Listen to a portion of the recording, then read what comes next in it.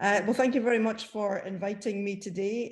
This is a perfect environment for our research, so it's great to be amongst everybody here.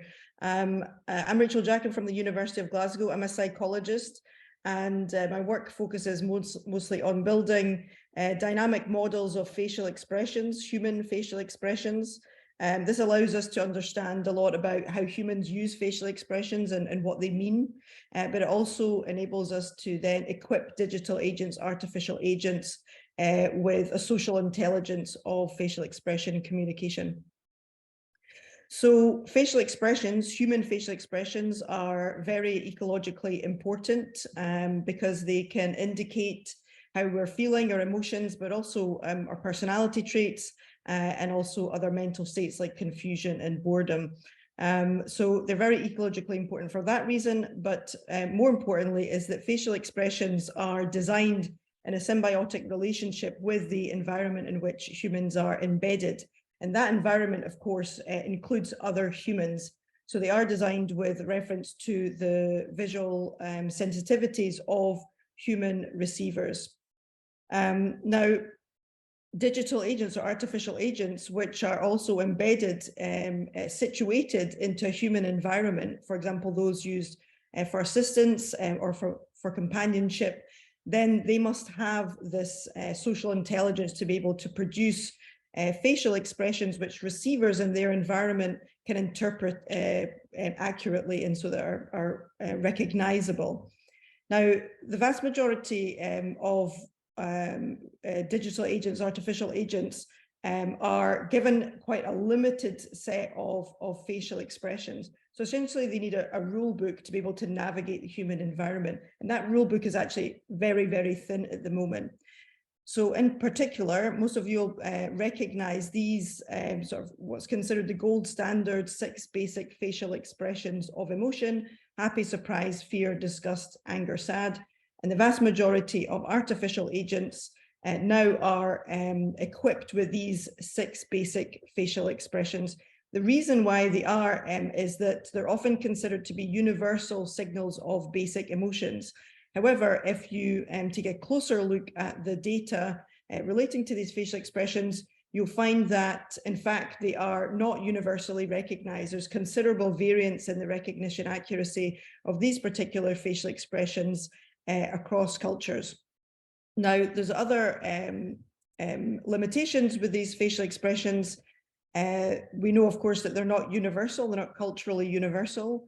They also lack dynamics. So oftentimes when they're presented on the faces of artificial agents, they have a kind of stilted appearance. They don't have these naturalistic dynamics of different acceleration and so on. We also know that, of course, that they're not representative of the vast array of different signals that are used in everyday interactions. It's only 6 emotions that they represent, when we know we use a lot of different nuanced emotions like irritation, jealousy, etc. But they also don't represent kind of everyday signals like confusion and boredom. So that really limits their capacity to do that. Now, the facial expressions that they're equipped with are sort of theoretically generated facial expressions. There were a small group of people in the 60s, essentially, who believed that these were facial expressions that would be universal. However, that imposes quite a subjective interpretation or a subjective viewpoint on which facial expressions should be important. Now, we want to be able to take that out of the equation and design facial expressions in reference to the environment in which they are in. So taking the experimenter out and essentially reverse engineering facial expressions from humans in the environment. So this is a data-driven agnostic approach that we've been using to build new facial expressions and more ecologically relevant facial expressions.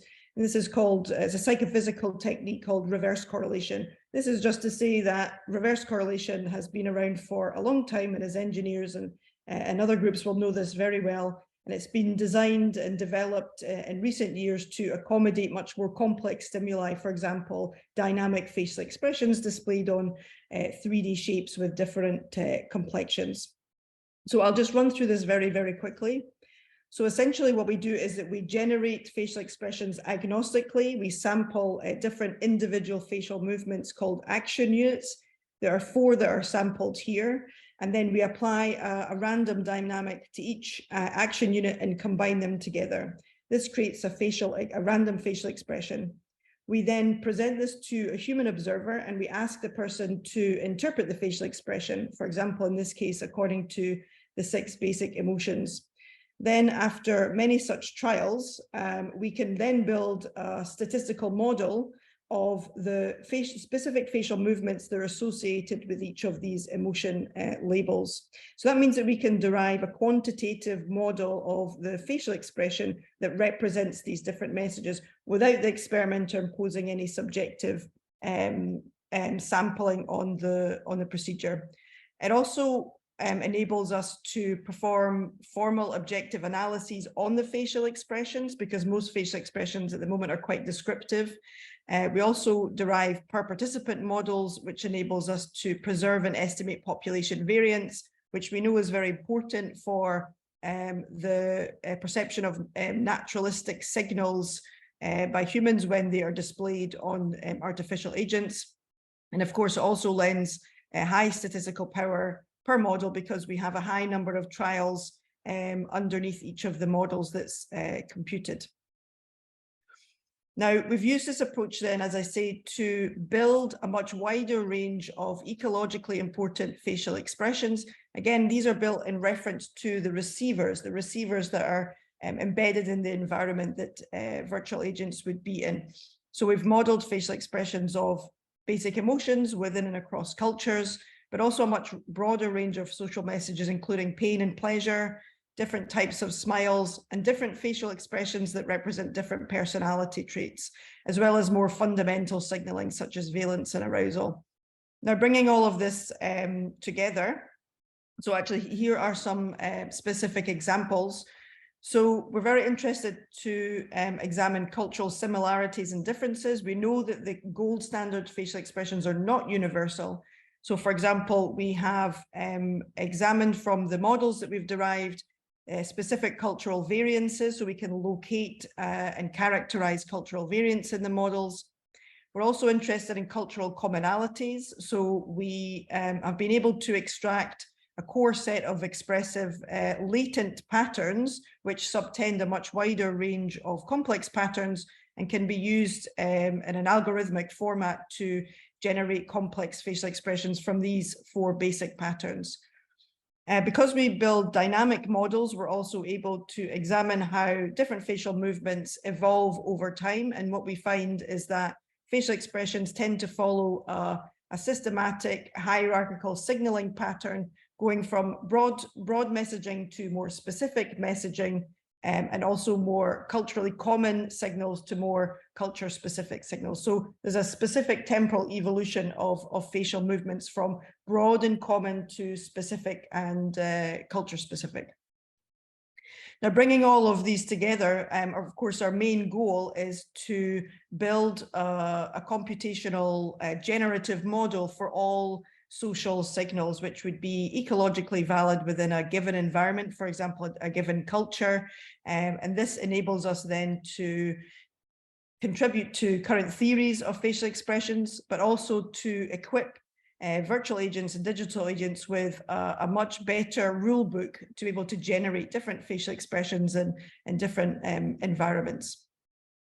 And we have done some of this work, particularly with Furhat, where we have increased the recognition accuracy, particularly with East Asian observers. So when we display our facial expression models on Furhat, then East Asian participants are much better, have a much higher recognition score than when we display the universal facial expressions, which we know are not recognized in other cultures. They're also perceived as more human-like, probably because they have more naturalistic dynamics. And of course, we have increased cultural diversity because our models are built from human observers in different cultures, and they have a much wider range of, a much wider social repertoire of social signals, because we're able to build dynamic models of emotions, but also personality traits and everyday signals such as confusion and boredom. Now, facial expressions always have to be displayed on a face. And so faces come out in many different shapes and colors. So What we have also done, in addition to developing this technique with facial movements, is to apply also to 3D shape and complexion, where we're able to reverse engineer the 3D shapes and facial complexions associated with different social perceptions. For example, beauty, social class, and social traits, with the ultimate goal of bringing these three elements together to understand how movements, shape and complexion combine together to represent different social messages in different ecological niches. We can also combine these faces with speech, because we know that human social interaction is multimodal. So these are just two examples of facial expressions combined with answers to questions, answers being yes and no. Okay, so given the time, I'll stop there. Thank you very much for your time.